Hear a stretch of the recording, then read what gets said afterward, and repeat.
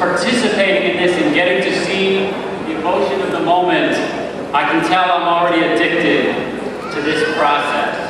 But before we celebrate, before we go forward and just completely lose ourselves in this moment, I need to get serious for a few minutes because I need to ask something of you.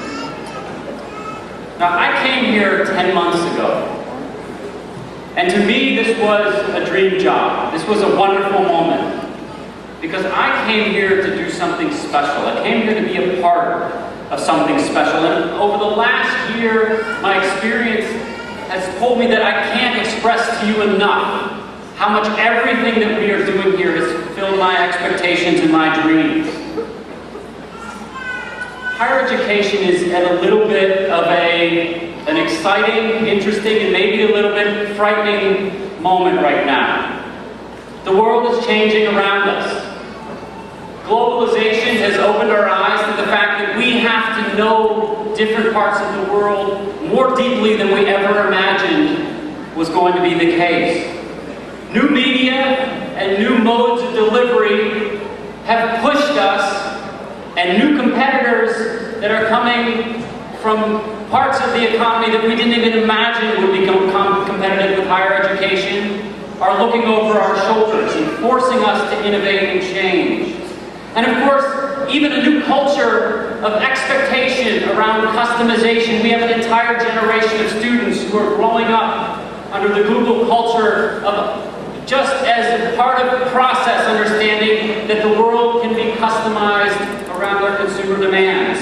And yet we as educators need to think deeply about how to meld that world, but at the same time also meld a world in which we cater to your needs, desires, wants, aspirations, and dreams.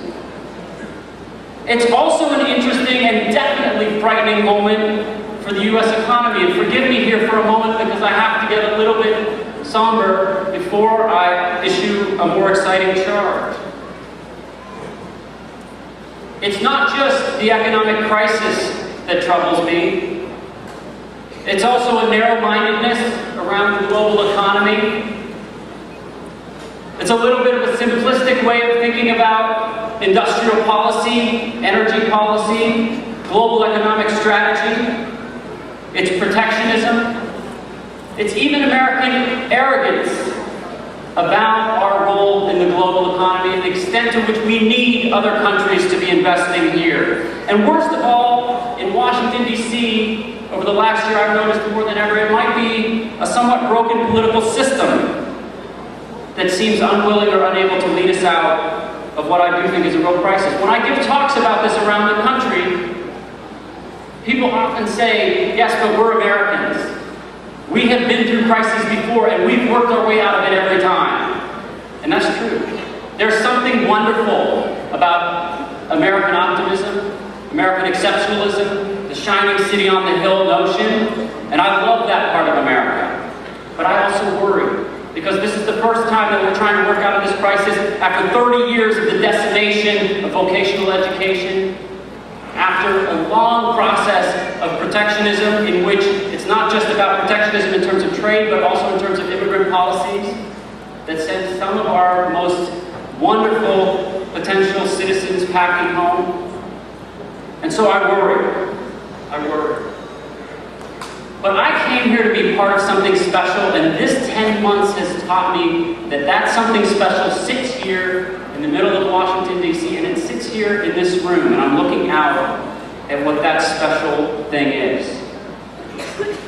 For about 40 years, business schools have followed a model of thinking more and more narrowly about what we do, and I think of it in some ways as the neoclassical economic revolution in American economics and economic thinking.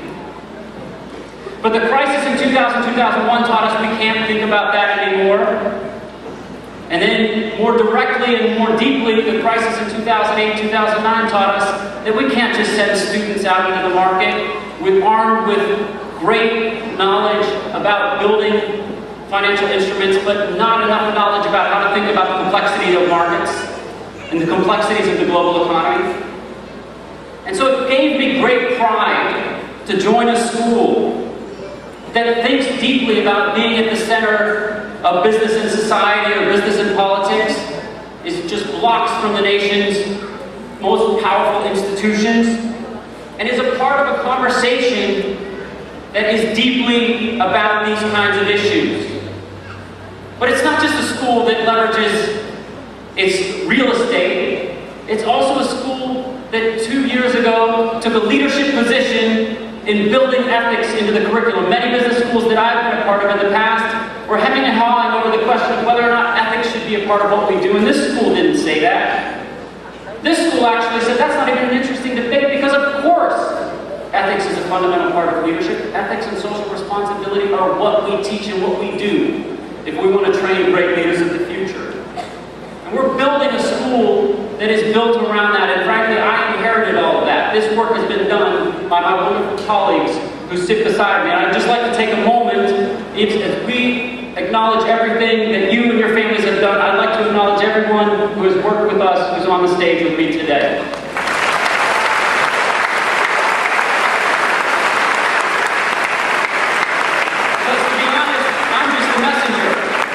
Have been building this and have had this in their minds for much longer than I've been here. This is a school that embraces the complexity of the global economy and thinks deeply about those kinds of issues. And it embraces a broader social scientific approach to how we think about critical thinking. Recently, somebody who's a part of the administrative team said to me that a CEO who was a part of our cyber board wrote, quote, "Understanding the importance of issues like sustainability and human rights in assessing its long-term viability and determining how a transaction should be structured is critical." And of course we need technical, financial, legal skills to do that. But more than that, we also need an embrace of the understanding of local history, sociology, anthropology, religion, and an appreciation for universal human requirements. And I hope that this school has helped give you some of that breadth of thinking, that breadth of knowledge. And I think, in many ways, just the diversity of programs that are actually offered here speaks very well to that. Now to my charge. It's a little bit daunting to follow someone like Bernard Height. He already, you can see, is on his way to being a wonderful orator, and I can't hope to live up to that, but I can exhort you to do some of the things that he talked about. My charge is do not take this degree and just think about making a living. Think about making a difference. Change the world. That is what your license is, that is what your charge is, that is what your responsibility is. I think about the students that I've met since I came here. One student, one of the first students I met here, Shalom Madhavan, who unfortunately is not with us tonight because he had a death in the family. But I remember one of the early conversations I had with him. He came from New York, he worked at Bear Stearns. He had thought about a lot of other schools that were powerhouses in the finance world, and frankly, we're not so bad in the finance world ourselves. But he came here because he wanted to be a part of a Washington conversation about the regulatory environment and about the mistakes that were made. And I tucked that away in my mind and I thought, wow, that's an interesting decision, that's an interesting choice. And there's student after student that I've talked to who's interested in energy policy, who are interested in government contracting, who are interested in issues that are not just about the question of what the government's role in the economy is, but it's really about a question about what business's role in society is. Make no mistake about it. Business is the most important institutional structure in a capitalist economy and in the global economy today. And you all are going out into the world to be a part of the corporations that are going to guide that system.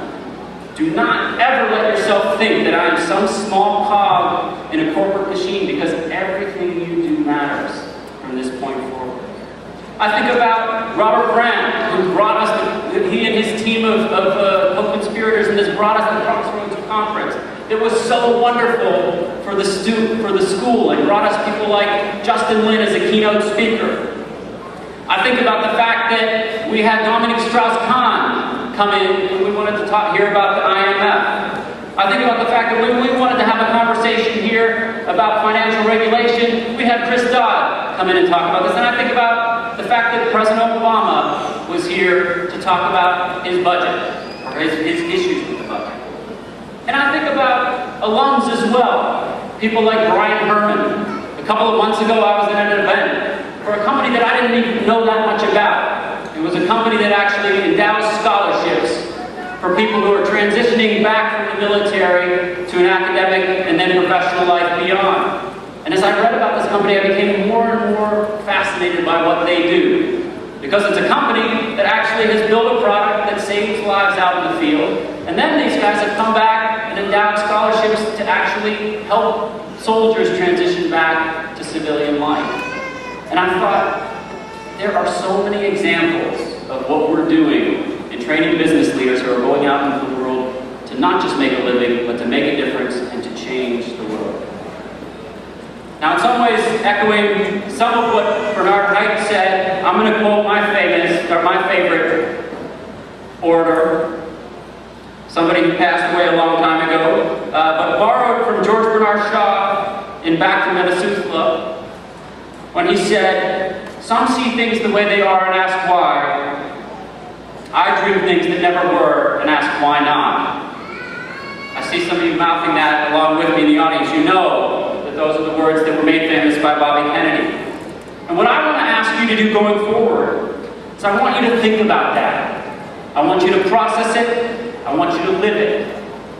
I want you to dream big things, do great things, and change the world. We are all very proud of you.